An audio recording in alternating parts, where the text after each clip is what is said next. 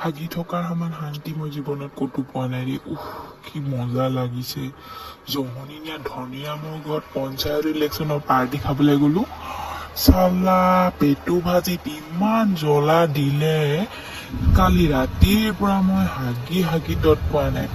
আজি মোৰ মানুহজনীয়ে যদি কেনেবাকে টয়লেটত সোমাই থকা দেখে, মানুহজনীয়ে মোক ভিতৰত সোমাবলৈ নিদিব, ৰুমলৈ যাবলৈ নিদিব, গোটেই বিচনা চেদেলি বেদেলি হ'ব ভাবিয়ে ভয় লাগি আছে। কিন্তু নহ'লেওতো উপায় নাই, হাগি হাগি ভাগৰি গৈছো। টেবলেট এটাও কোনো আনি দিয়া মানুহ নাই। মানুহ যিজনী পালো থব আজি মোক কি কৰিব ঠিকনা নাই। যাবলৈ মানা কৰিছিল, ইলেকশ্যনৰ পাৰ্টি খাবগে নালাগে, ঘৰত দুটা মানুহে ঘৰতে খাই থাক বুলি কৈছিলে। মই ফূৰ্তিতে লোকৰ ঘৰত এসাঁজ খাই আহোঁ বুলি গ'লো, নিজৰ খৰচটো কমাবলৈ বুলি। এতিয়া মোৰ তাতকে বেছি খৰচ হ'ব যেন পাইছো। আইঅ, পেটটো গুৰু গৰা কৰিছে।